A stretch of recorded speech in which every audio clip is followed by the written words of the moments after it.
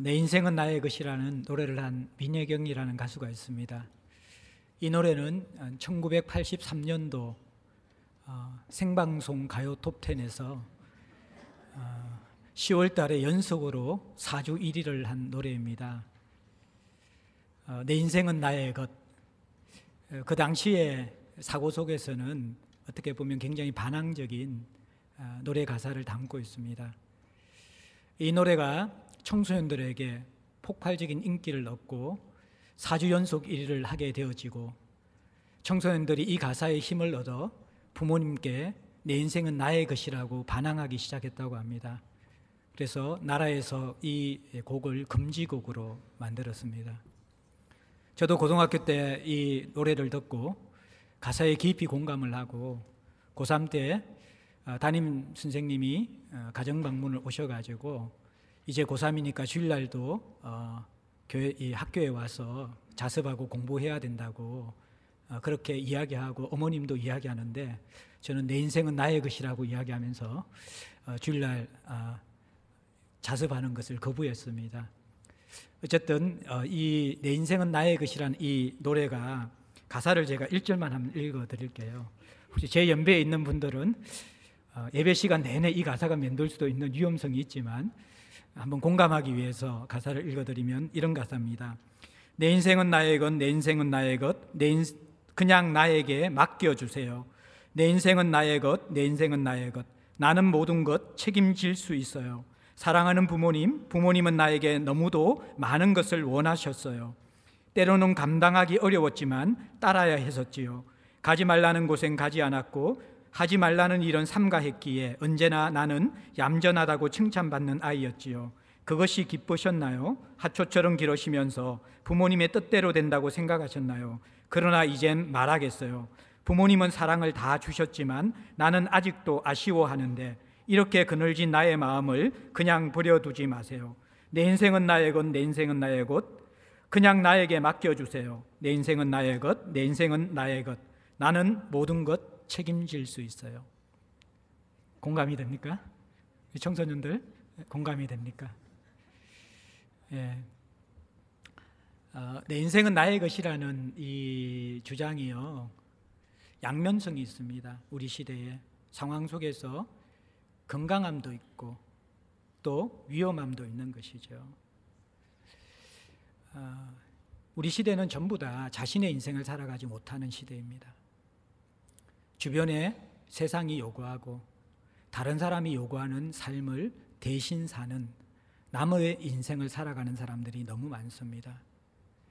제가 40대 들어오면서 남은 인생을 어떻게 살 것인가, 우리 모두는 내가 가야 할 길에 대해서 고민을 가지고 있습니다. 그때 저는 파크 팔머라는 교사들 중에 교사들의 교사라고 이야기하는 분을 만나게 되었습니다. 그리고 그분의 책을 탐독하는 가운데 삶이 내게 말을 걸어올 때라는 그 책을 읽게 되었습니다. 그 책을 읽을 때가 제가 겨울에 우리 대학생 집회에서 설교를 하러 해남의 땅끝 마을에 있을 때였습니다. 겨울인데도 제가 거의 반팔에 위에 얇은 자켓 하나 걸치고 다닐 정도로 따뜻한 날씨였는데, 그 햇볕을 받으면서 바닷가에서 그 책을 읽고 있는데 굉장히 깊은 공감을 받았습니다. 공감이 일어났습니다. 그래서 그것이 앞으로 내가 살아가는 삶의 모습에 굉장히 중요한 어떤 그림을 그려주었습니다. 나는 다른 누구의 인생도 살지 않고 나의 결을 따라서 나에게 주어진 문태은의 삶을 살겠다. 그러한 다짐들을 그때 하게 되어졌습니다. 어떻게 보면 이것은 강요되어지는 사회, 세상의 가치와 부모님의 요구와 다른 사람의 요구가 강요되어지는 이 사회 속에서 누구나 세상의 틀에 박혀서 똑같은 삶을 살아가는 것이 아니라 하나님이 내게 주신 결을 따라서 나의 인생을 살아가는 그 의미로서 내 인생은 나의 것이라고 이야기하는 것은 어떻게 보면 건강한 것이죠. 그런데 이것을 또 다른 측면 속에서 보면요, 그리스도인들이 우리의 인생은 선물로 받은 것이고 우리의 삶의 주인은 하나님이심에도 불구하고 하나님을 우리의 삶의 중심의 자리에서 밀어내는 그 의미로서 인생의 독립선언, 내 인생은 나의 것이라고 자기 주장을 하는 것, 이것은 주제에 넘은 것이죠. 인생에 대해서 주제에 넘은 것입니다. 제가 이 야고보서 말씀을 통하여서 지난주, 이번주 그리고 그 다음번 3번에 걸쳐 가지고 주제 넘지 말라 시리즈로 여러분들에게 말씀을 나누고 있습니다. 지난주에는 형제에 대해서 주제 넘지 말라, 오늘은 인생에 대해서 주제 넘지 말라, 그리고 다음번에는 재물에 대해서 주제 넘지 말라. 이 주제 넘지 말라라는 것은 다른 말로 바꾸면 주 앞에서 낮추라라는 것입니다. 주님이 어떤 분인 줄 알고 내가 어떤 존재인지 제대로 알아야지 신앙생활이 시작되는데, 이 근본이 되지 않고 주 앞에서 낮추지 않으면 사람들이 다 주제 넘게 산다라는 거예요. 사람에 대해서, 인생에 대해서, 재물에 대해서 다 주제 넘은 삶을 살아가요. 오늘 저는 여러분과 함께 인생에 대해서 주제 넘지 말라라는 이 주제를 다뤄볼 텐데, 야고보는 교회 안에 실제로 있을 법한, 아니 교회 안에서 야고보가 경험하고 있는 한 사람을, 한 부류를 예를 들면서 주제 넘는 인생을 살아가는 것이 어떤 모습인가 우리에게 보여주고, 세상에서는 일상적이고 상식적이고 세상 사람들은 아무 문제 제기하지 않는 이 삶의 모습을 왜 성경은 위험하고 주제 넘는 것이라고 이야기하는지, 그 이유에 대해서 우리가 살펴보면서 인생에 대해서 주제 넘지 말고 주 앞에서 낮추는 삶에 대한 그 겉면들을 우리가 귀담아 들을 수 있는 시간이 되었으면 좋겠습니다. 13절에 보면 들으라, 너희 중에 말하기를 오늘이나 내일이나 우리가 어떤 도시에 가서 거기서 1년을 머물며 장사하여 이익을 보리라 하는 자들아. 자, 교회 안에서 자꾸 어떤 말을 하는 사람들이 있어요. 근데 이 사람들의 정체가 누구냐 그러면, 이 본문을 보게 되어질 때 외국에서 물건을 파는, 무역업을 하는 상인처럼 느껴져요. 그래서 어떤 도시에 가서 어떤 물건을 팔고 얼마나 유하고 얼마나 이익을 남길 것인가, 이러한 자신의 삶의 인생 계획들을 계속해서 이야기하는 사람을 야고보가 설정일 수도 있고, 아니 실제로 야고보 공동체 속에 있었던 사람의 실제 모습을 예화로 드는 것 같습니다. 여러분들 이전이나 또 이 야고보 당시나 아니면 현재나 유대인들의 이 상술은 유명하죠. 어디 가든지 유대인들이 모든 상권을 장악하고 있습니다. 오늘날도 모든 이 경제력은 유대인들의 손아귀에 있는 것이죠. 마찬가지로 당시도 로마의 지배 아래 있었지만 유대인 가운데 상술이 뛰어난 사람들은 이 상권을 장악한 사람들이 많이 있었습니다. 그래서 23절은 지중해 당시 신흥 도시가 우후죽순격으로 막 일어나고 있을 때였습니다. 근데 우리나라도 여러분들 이전에 베트남과 또 캄보디아와 또 중국과 인도와 이런 것들이 개발되어질 때 많은 사람들이 장사를 갔잖아요. 마찬가지로 산업이 일어나고 부흥되게 되어질 때, 그때 이 지중해 당시가 바로 그런 분위기였고, 그 지중해 신흥도시가 생기면 가장 먼저 들어가는 사람들이 유대인들이었습니다.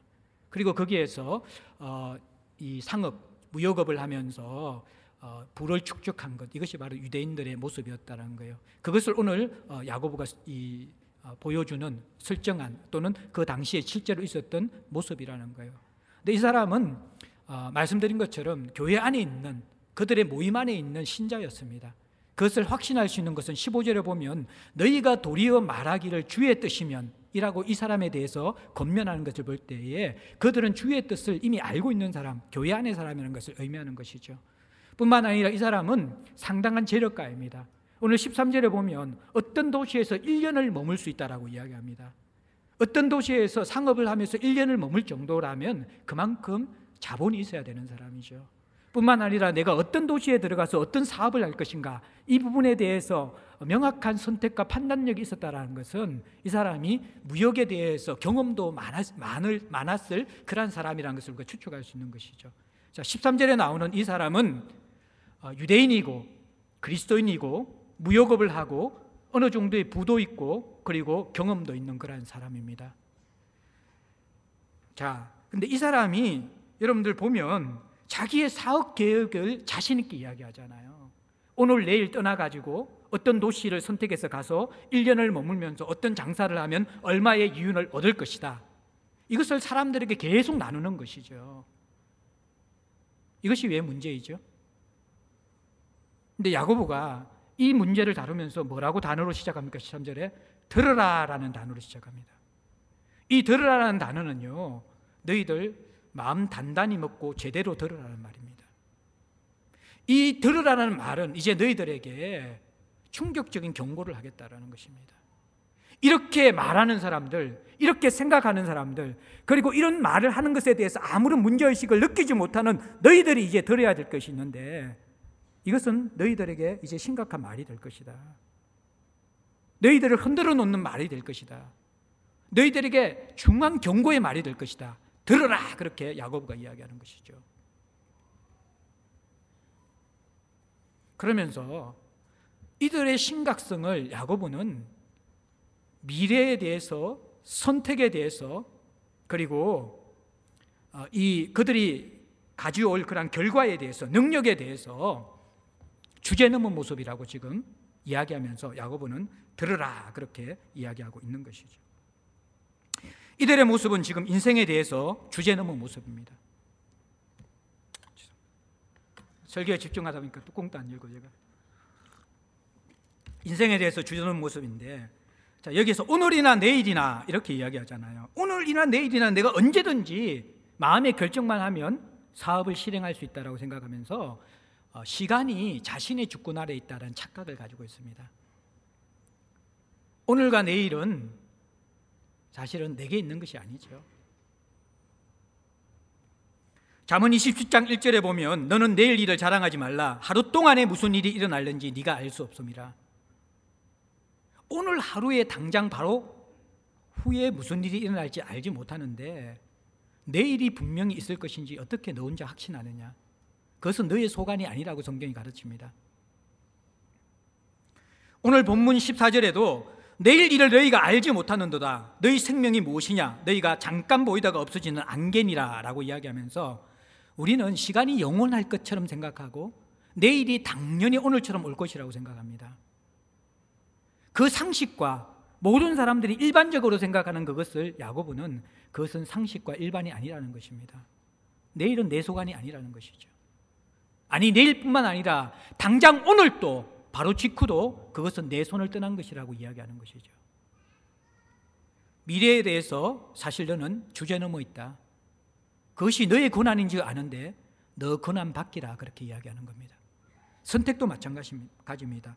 내가 어떤 도시에 어느 기간을 머물고 그리고 어떤 사업을 할 것인가, 그 모든 선택이 너가 선택하면 다 되는 줄 알고 있는데 그것도 너 선택대로 되는 게 아니야. 그렇게 상황과 환경이 열리는 게 아니야. 그렇게 야고보는 가르치고 있는 것이죠. 잠언 16장 9절에 보면 사람이 마음으로 자기의 길을 계획할지라도 그의 걸음을 인도하시는 이는 누구라고요? 여호와시라고 이야기합니다. 계획은 마음대로 할 수 있어요. 그러나 그것대로 되는 것은 우리의 몫이 아닙니다. 잠언 20장 24절에도 사람의 걸음은 여호와로 말미암나니 사람이 어찌 자기의 길을 알 수 있으랴. 여러분들, 내가 모든 것을 분별하고 선택한다고 해서 그게 확실한 게 아니라는 것이죠. 사업에 실패하거나 또 어떤 이렇게 사기를 당하는 사람들은요, 가장 확신이 있는 사람이 그럴 가능성이 더 많다고 그럽니다. 오히려 조심조심하는 사람들은 그렇지 않대요. 내가 선택하면 다 될 것이다. 인생은 그런 게 아니라고 가르치는 것이죠. 그리고 1년을 요하면 내가 이윤을 많이 남길 것이다. 그 결과를 이끌어낼 능력이 내게 속한 것이라고 이 사람은, 이 부자 상인은 착각하고 있는 것이죠. 이것을 이 13절에 이 주제 넘은 인생의 주제 넘은 모습에 대해서 세상은 다 상식적이고 일반적으로 생각하는데 16절에 야고보는 성경적으로 이 사람의 삶을 이렇게 평가합니다. 16절 보십시오. 이제도 너희가 허탄한 자랑을 하니 그 자랑은 다 악한 것이라. 자, 이 사람은 주제 넘은 허탄한 자랑을 하는 악한 삶을 사는 사람이다. 이게 성경의 평가입니다. 자, 그러면 한번 봅시다. 먼저 여기에서 야고보가 사실은 악하다 또는 허탄한 자랑이라고 하지 않는 요소가 있습니다. 뭐냐 그러면 첫 번째는 이윤을 추구하는 경제 행위를 성경은 악하거나 허탄한 자랑이라고 이야기하지 않습니다. 우리가 직장을 다니고 사업을 하면서 그 수고의 대가로 정당한 이윤을 추구하는 것, 그것 자체를 야고보가 문제 삼는 것은 아니라는 것이죠. 또 하나 더 나아가서 미래의 삶을 위해서 계획하고 수립하는 것, 이것도 야고보가 문제 삼는 것은 아닙니다. 오히려 성경 잠언 6장 6절에서 8절에 보면 아무 준비 없이 게으르게 사는 사람들을 향하여서 개미에게 지혜를 배워 미래를 지혜롭게 준비하라는 것이 성경의 권면이라는 것이죠. 잠언 6장 6절에서 8절에 보면 게으른 자여 개미에게 가서 그가 하는 것을 보고 지혜를 얻어라. 개미는 두령도 없고 감독자도 없고 통치자도 없으되 먹을 것을 여름 동안에 예비하며 추수 때에 양식을 모으느니라. 다 미래를 준비하는 개미, 한낱 미물도 두령도 없고 감독도 없는데 미래를 준비하는데, 만물의 영장인 너희들이 게으르고 하루하루의 쾌락에만 젖어서 미래를 준비하지 못하는 성실한 삶을 살지 못한다 그러면 그것은 건강한 삶이 아니라고 오히려 준비하지 않는 삶에 대해서 성경은 경고하고 있는 것이라는 거예요. 자, 일상적인 이윤을 추구하는 직장생활은 문제가 아니고 불확실한 우리의 노후를 미리 준비하는 보험을 들거나 저축을 하거나 여러분들 그런 삶에 대해서 성경은 문제시 삼지 않는다라는 것입니다. 그러면 무엇이 문제냐 그러면요, 이 단어의 핵심이 있는데 허탄한 자랑, 이것이 문제거든요. 자, 왜 이 사람은 허탄한 자랑을 할까요? 허탄하다는 것은 이 사람은 자신의 삶의 계획과 과정과 결과가 확실하다는 자신감이 있잖아요. 그렇죠, 그죠? 근데 성경은 이 사람이 아무리 자신이 확신에 차 있더라도 그거는 빈 껍데기고 이루어질지 이루어지지 않을지 알 수 못하는 허탄한 자랑이라는 것입니다. 여러분들 이것에 대해서 동의하십니까? 자, 제가 조금 더 다루겠습니다. 이 사람은요, 쉽게 이야기하면 자신의 인생 경영을 자신의 삶의 경험과 지혜와 능력과 돈만 있으면 부족함 없이 다 할 수 있다라고 생각하는 사람입니다. 이 사람은 세상 사람과 똑같은 사람입니다. 성도인데 인생 경영의 방식, 돈을 버는 방식은 세상과 똑같은, 결국에는 내가 인생의 주권을 가지고 내 삶을 좌지우지할 수 있고 내 삶의 방법은 내가 선택하는 것이고 내 삶의 결과도 결국에는 나의 능력에 의해서, 나의 경험에 의해서, 나의 어떠한 소유에 의해서 결정되는 것이라는 그 철학과 가치관을 가지고 인생을 살아가는 사람임을 보여주는 고백이 바로 오늘이나 내일이나 내가 떠날 수 있고 1년 동안 내가 어떤 도시에서 뭐 할 것이고 거기에서 어떤 기운을 만들 것이다 라는 그 가치 철학의 전제라는 것입니다. 그 어디에도 하나님이 없습니다. 하나님이란 변수가 없다라는 것이죠. 그리고 조금 더 이 사람의 문제는 뭡니까? 결국 이 사람의 모든 꿈의 초점은 이윤 추구에 있습니다. 돈입니다. 자본주의 세상은 하나님을 돈으로 대체한 것이거든요. 이 사람이 허탄한 자랑이고 이 사람이 악하다는 그 이유 자체는 뭐냐 그러면요, 세상은 아무 문제 제기하지 않지만 성경은 이 사람의 삶에 하나님이 없다라는 것입니다. 하나님이 개입할 수 있는 여지를 두지 않고 자기 혼자 인생을 열심히 살아가는 사람이라는 거예요.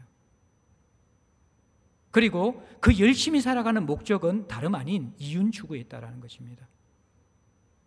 세상은 다 일상적으로 생각하는데 그것은 허탄하고 악하다고 이야기합니다.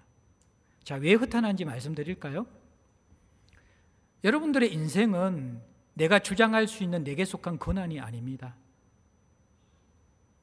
한순간 한 자락의 인생도 내가 주장하고 내가 모든 것을 컨트롤할 수 있는 권한이 아니라 모든 인생은 하나님의 선물이고 자비와 긍휼로 우리에게 허락하여 주시는 것입니다.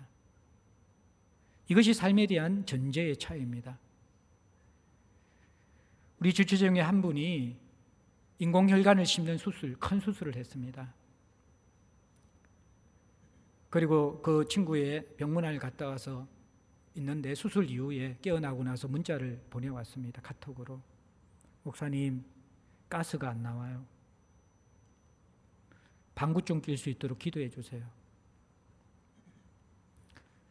여러분들, 우리는 시도 때도 없이 붕붕 잘 낄 수 있잖아요. 근데 수술한 사람들은 자기가 방구를 끼고 싶다고 해서 낄 수 없어요. 몸 안에 있는 신체가 제대로 정상 작동을 할 때 가스가 나오는 것입니다. 그리고 가스가 나와서 이제 음식을 먹기 시작하다가 조금 후에 또 며칠 지나고 나서 또 카톡 문자가 왔어요. 목사님, 장 폐색이 왔습니다. 먹는데 나오지 않아요. 또다시 수술을 해라고 한다면, 수술을 해라고 병원에서 건면한다라는 거예요. 근데 자기는 운동하고 침 맞으면서 그것을 이제 풀려고 한다라는 거예요. 그러면서 이 형제가 그런 이야기를 하는 거예요. 방귀 뀌고 똥 싸는 게 인생의 선물인지 몰랐다라는 거예요.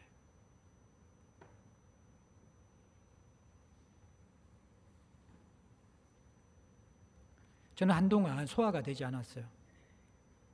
목양실에 계속 앉아 있으니까. 하루 한 끼 먹어도 아무것도 먹지 않아도 배가 항상 포만감에 차 있었습니다. 먹고 싶은 거라는 생각도 없었습니다. 야, 소화되는 것도 은혜고 식욕도 은혜구나.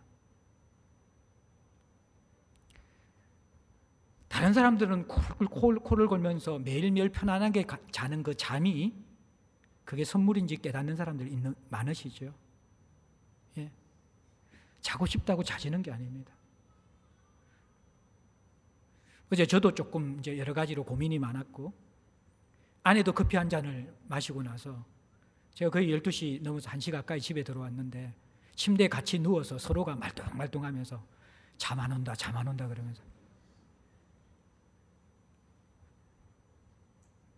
여러분들 가장 일상적인 자는 것도 여러분들 이게 내 권한이 없다라는 걸 여러분들 아십니까?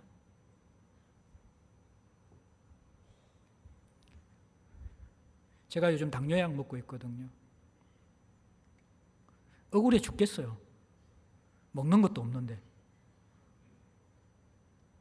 옆에서 엄청나게 먹는 분들을 볼 때에 저렇게 먹고도 당 수치가 안 올라가요. 아무것도 안 먹는데 아침 일어났는데 공복인데도 쫙 올라가 있어요. 야, 이 당 조절도 은혜구나. 모든 사람이 상식과 일반으로 생각하는 게 그게 상식이고 일반이고 내 권리가 아니라는 거예요. 지금 이 순간도 바로 옆에 누군가는 내가 당연한 내 권리라고 생각하는 것을 누리지 못하는 사람들이 있습니다. 뭡니까? 내가 숨쉬고 호흡하고 먹고 자고 싸고, 예? 그 모든 것들이 우리는 하루하루 내 당연한 권리처럼 살아가는데 그게 다 하나님 선물 주시지 아니하시면 내 것이 아니라는 것입니다. 그런데 모든 것이 내 것이라고 생각하면서 내 계획대로 인생이 된다라는 것들, 허탄한 자랑인 것이죠. 인생의 주제는 없는 것이죠. 은혜와 자비로 살아가는 인생인데 죽었던 우리가 구원받았는데 허물과 죄로 무익한 인간이었던 우리들이, 삶의 목적과 의미가 없었던 우리들이 이제 하나님이 건져내셔서 살아가도록 하셨는데 자기 권리 주장하고 있는 것이죠. 그 주제 넘은 것이다. 악한 것이라는 거예요. 악하다는 것은 어디에 붙이는 형용사인지 아십니까? 사단과 마귀에게 붙이는 형용사입니다. 하나님을 인정하지 않고 하나님을 대적하는 마귀를 악하다 할 때 악한 마귀라고 하죠. 똑같이 세상이 일반적으로 상식적으로 생각하고 우리 역시도 별 문제 삼지 않는 우리의 삶의 방식을 야고보는 주제 넘었다. 그건 너 허탄한 자랑이다. 그리고 그것 악한 것이다. 그렇게 야고보는 평가한다라는 거예요. 자, 그러면 이제 14절 15절에서는 조금 더, 사실 너희들이 그렇게 확신에 차 있는데 시간도 선택도 능력도 다 그렇게 너희들이 자신감 있게 이야기할 것이 아니라는 것을 한 번 더 다루어 줍니다. 자, 그러면서 첫 번째 단어 한번 보십시오. 14절 봐요. 내일 일을 너희가 알지 못하는도다. 참 이 야고보 13절의 핵심은 들으라는 거예요. 너희들 아무 생각 없이 이 문제점을 못 느끼는데 너희들 이거 듣고 충격받아야 된다는 거예요. 14절의 핵심은 뭐냐 그러면 13절의 사람은 자기는 다 안다고 사는 사람이에요. 지혜롭게, 자기는 지혜롭다고 생각하고 살아가는 사람이에요. 그런데 야고보는 뭐라고 이야기하면 너희는 알지 못하는도다, 그렇게 이야기해요. 뭘 알지 못해요? 내일 일을 알지 못하는도다. 1년 후에 일을 계획하고 그때 어떤 도시에서 어떤 이윤을 남길 것인가를 잘 알고 있다고 생각한 너희들이 정작 어떻게 내일 일을 알지 못한, 내일에 무슨 일이 일어날지 네가 정말 알고 있느냐? 반문하고 있는 것이죠. 사람들은 알기 때문에 확신에 차 있고 교만한 것이 아니라 모르기 때문에 확신에 차 있고 교만한 것입니다. 헛똑똑이라는 것이죠. 신학생 들어갈 때는 세상을 변화시킬 꿈을 가지고 들어갑니다. 적어도 한국교회 정도는 한번 변화시킬 꿈을 가지고 들어갑니다.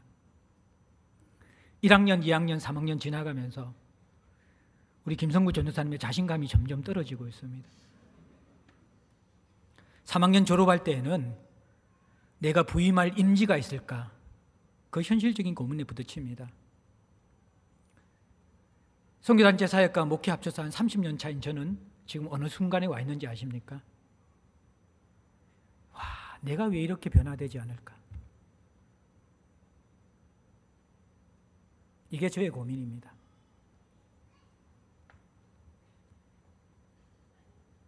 사람을 알면 알수록, 나를 알면 알수록 평범한 일상을 살아가는 것이 기적이고요. 이 고집스럽고 자기중심적인 인간이 변화된다는 것, 그것은 천지창조 이상의 기적이라는 것을 살아가면 살아갈수록 깨닫는 거예요. 자신감이 없어지는 것과 다른 인생을 알 때 주 앞에 낮출 수밖에 없는 것이죠. 제일 똑똑할 때가 그 주제에 대한 첫 책을 읽을 때거든요. 사람들이 모르던 첫 주제의 책을 읽을 때 다 아는 것처럼 착각합니다. 대학생들이 제일 똑똑하고 대학원생들이 그 다음에 똑똑하고 박사들은, 교수들은 내가 모른다는 것을 아는 사람들입니다. 인생이란 게 그런 거죠. 내가 뭔가 알고 있다라고 생각하는 사람들은 야고보가 너희는 정말 알아야 될 것을 알지 못하는 사람들이다, 그렇게 이야기해 주는 거예요. 인생에 대해서 자신감이 있습니까? 사람에 대해서 자신감이 있습니까? 여러분들의 직장 생활에 대해서 자신감이 있습니까? 자녀에 대해서 자신감이 있습니까? 미래에 대해서 자신감과 확신이 있습니까? 여러분들은 잘 모르는 사람들입니다. 너희는 알지 못하는도다. 우리는 무지한 인간들이다. 야고보가 그렇게 우리의 실체를 보여주는 것이죠.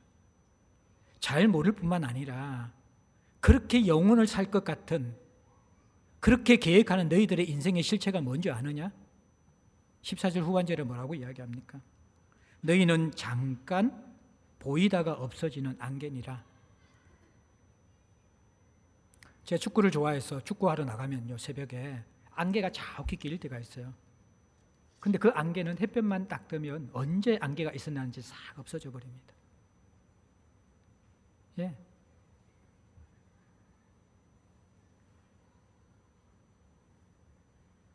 흔적도 없이 사라져버리는, 존재감이 없는 것이 안개죠.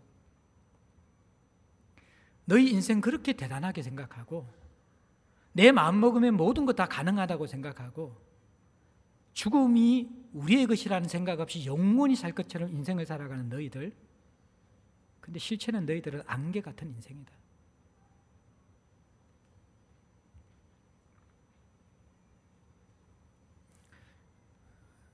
제가 우리 지체 이 부녀와 함께 성경 공부를 해요. 나를 잡아가지고 딸과 아버지와 함께 제가 성경 공부를 하는데 그 이야기를 하더라고요. 이번에 헝가리 부다페스트에서 여러분들 이람선 침몰 사고 났죠. 사실은 그 가족이 오랜만에 해외여행을 그걸 계획했다라는 거예요. 그러다가 그 참 좋은 여행사에, 죄송합니다. 그 여행사에, 그 사고를 일으킨 그 여행사에 가려고 하다가 너무 기간이 길고 그래가지고 동남아로 틀었대요. 그런데 그 사고가 났대요. 인생 모르지요. 누가 그걸 우리가 예상할 수 있습니까? 영원히 살 것 같은데 바로 오늘 이후의 일을 모르고 어떻게 보면 가장 건강한 사람이 안개처럼 사라지고, 예. 또 어떻게 보면 저렇게 연약한 사람이 언제까지 살까 하는 사람이 오랫동안 살 수도 있고, 삶에 이게 오는 것은 순수가 있지만 가는 것은 순수가 없는 게 인생이잖아요. 근데 그것을 우리가 몰라요. 안개 같은 인생, 영원히 살 것처럼. 저는 그 마지막 남은 인생이 몇 년 되지 않는데 그렇게 물욕을 부리고 그렇게 욕심을 부리고 사람들이 왜 그렇게 사는지, 인생이 뭔지 모르는 것이죠. 우리 인생은 실체 확실성이 없는 안개와 같은 무상한 것입니다. 그래서 철학을 깊이 공부하는 사람들은요, 이걸 깨달아요. 나는 모르는 것을 깨닫고 인생은 무의미하다는 것을 깨닫게 되어집니다. 결국 이 야고보가 보여주는 이 인생에 대한 그림들을 보면요, 사람은 두 가지의 양극단으로 무너집니다. 인생에 의미도 없고 이렇게 무상한데 뭐 그렇게 열심히 살 필요가 있느냐. 먹고 마시고 주어진 삶 살고 즐기다가 죽는 것, 그게 인생 제대로 사는 길이다. 그게 쾌락주의입니다. 요즘 그게 욜로라는 단어로서 표현되고 있죠. 물론 그것도 건강성과 위험성이 같이 있다라고 이야기했죠. 일에 중독되어진 폭주 기관차로 살아가는 것도 건강하지 않는 것이고요. 그렇지만 인생의 의미도 모른 채 먹고 마시고 즐기는 것이 내 인생의 전부처럼 살아가는 것, 그것은 인간의 삶이 아니라 짐승의 삶과 똑같은 것이거든요. 하나님이 우리에게 준 고귀한 삶, 그 수준까지 우리가 누리지 못하고 살아가는 인생입니다. 쾌락주의에 빠지든지 아니면 허무주의에 빠집니다. 죽음을 생각하면 아무 의미가 없잖아요. 내가 열심히 산 게 뭐가 의미가 있습니까? 다 흔적없이 다 사라질 것인데, 모르는 게 더 많은데, 내가 사는 것이 이것이 바른 사람인지 틀린 삶인지 이 허무한 세상에서 그것이 무엇이 판단을 해줍니까? 열심히 살아도 안개 같은 인생인데, 거기에 봉착하면 우리는 살 의미가 없는 것이죠. 허무주의에 빠져버립니다.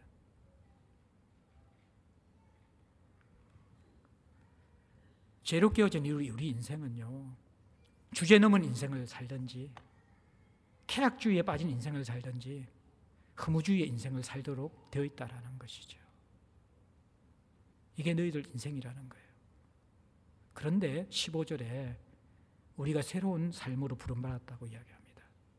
15절 우리 한 번만 같이 읽어볼까요? 같이 읽겠습니다. 시작.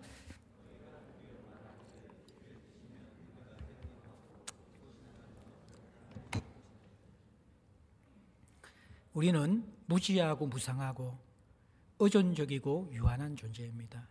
그런데 우리 인생에 변치 않고 영원하고 전지하고 전능한 존재가 발견되었습니다. 누구입니까? 주 하나님입니다. 예.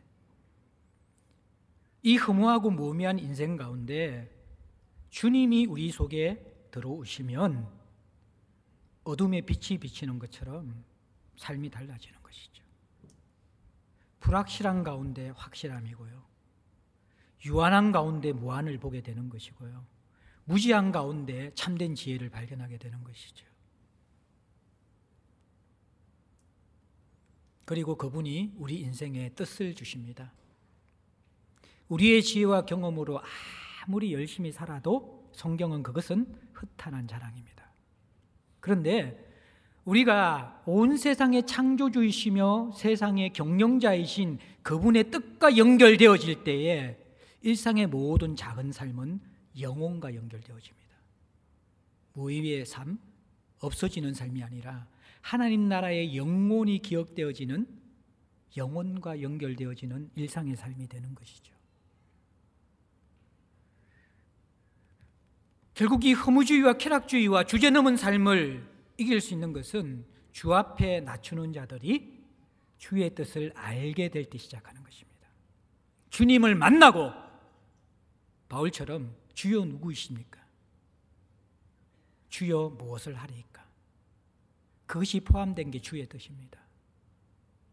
그것을 발견하는 순간 이 허무와 혼란과 무의미의 인생에 변치 않는 확실함과 빛과 생명이 들어오는 것이죠. 그러면 이 사람은 어떻게 하는지 아십니까? 자, 보세요. 너희가 도리어 말하기를 주의 뜻이면 우리가 살기도 하고 이것이나 저것을 하리라 할 것이거늘.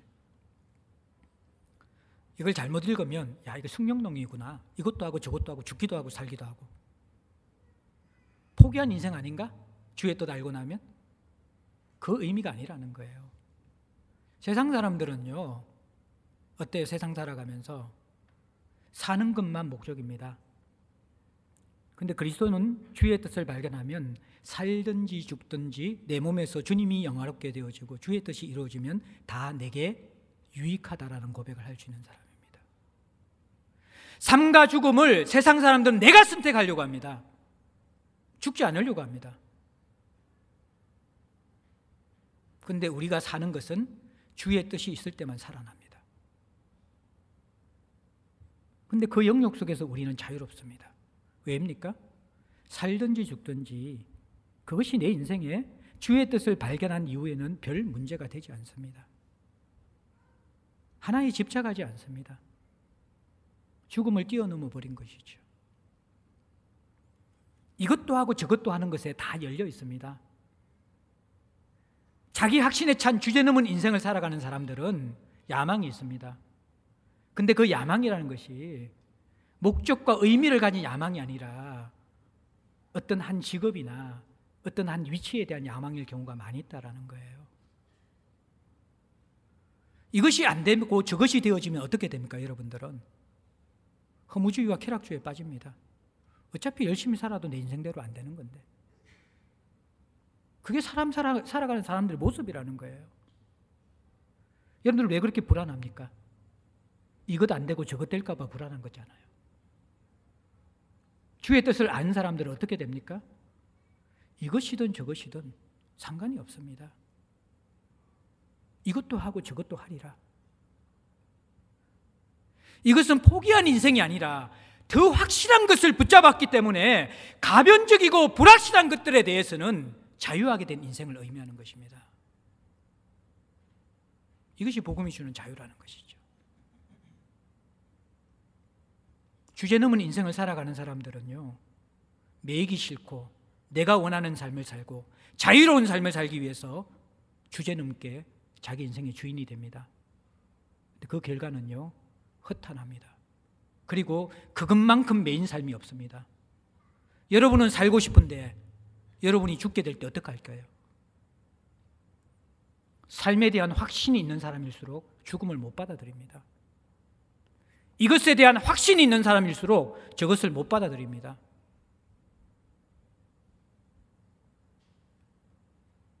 그것이 진짜 삶입니까?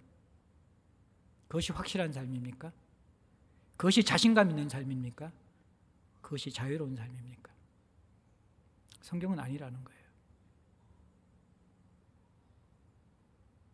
모든 가변적인 세상, 유한한 세상, 불확실한 세상에 주님이 들어오시고 주의 뜻이 들어올 때만이 너희들은 삶과 죽음에서 자유로울 수 있고 이것과 저것에서 자유로울 수 있다는 것이죠.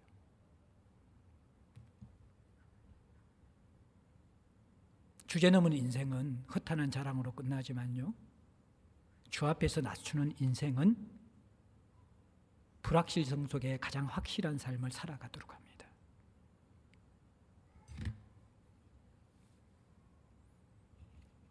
겸손함과 자신감이 연결되는 삶이 주 앞에서 낮추는 삶이에요.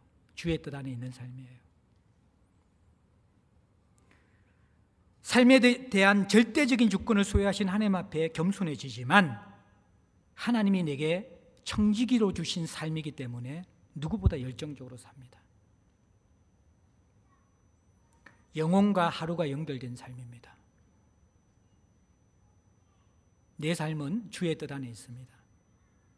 아내를 위해서 설거지 하나 하는 것, 자녀의 기저귀 하나를 갈아주는 것, 옆에 있는 직장 동료의 상냥한 미소로 인사를 건네는 것, 그 작은 것이 주의 뜻 안에 영혼과 연결되어 있습니다. 우리는 영원히 살 것처럼 일하고 내일 죽을 것처럼 사는 것. 그 역설적이지만 영혼과 일시, 하루가 연결되어진 통합적인 삶이 성도의 삶입니다. 계획함과 의존함의 삶이 연결되는 것이죠.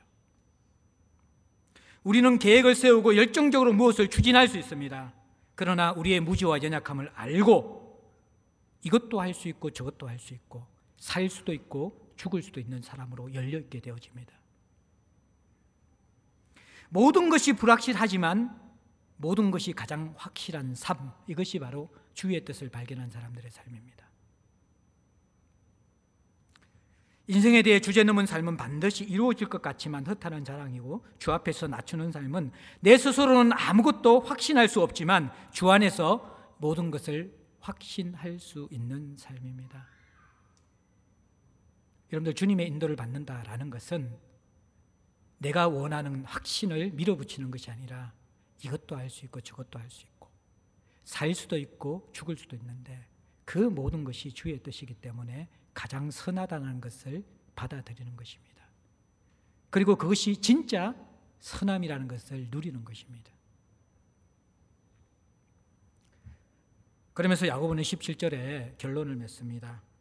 조금 당혹스럽고 문맥과 연결이 되지 않습니다. 그러므로 사람이 선을 행할 줄 알고도 행하지 아니하면 죄니라라고 결론을 내립니다. 갑자기 왜 선을 행함에 대한 문제를 제기합니까? 여러 가지로 해석할 수 있지만 저는 가장 건강한 것은 전문맥과의 해석이라고 생각합니다. 야고보가 이야기하는 선을 행하는 것은 우리가 상식적으로 생각하는 좋은 일과 선한 일을 많이 하고 말씀에 순종하는 그것을 의미하는 것이 아닙니다. 여기에서 선한 일이라는 것은 주제넘는 삶을 멈추고 주 앞에 낮추는 것, 이것이 선한 일입니다. 다시 이야기하면 지금 야고보가 선한 일을 행하라는 그 말에 가장 대적되는 반대되는 요소가 뭔지 아십니까? 열심히 살아가는 죄입니다. 하나님 없이 열심히 살아가는 죄.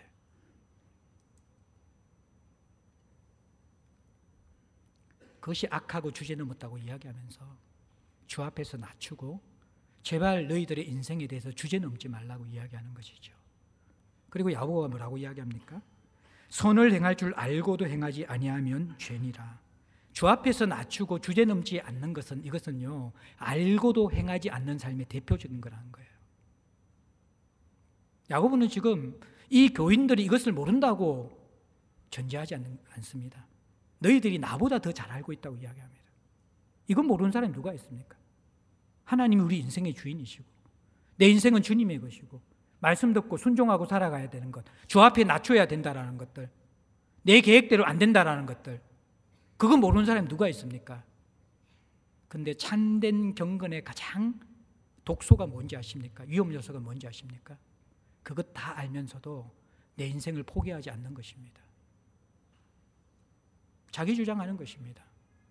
주제넘게 내 인생은 나의 것이라고 고집하며 살아가는 것입니다. 야고보가 보니까 성도들이 이것만큼 알면서 행하지 않는 모습이 없다라는 것이죠. 여러분은 선을 행하는 것을 알고도 행하지 않고 있지 않습니까? 오늘 저와 여러분의 모든 문제, 그 문제의 많은 부분이 주제넘은 인생 경영에 있다라는 생각이 듭니다.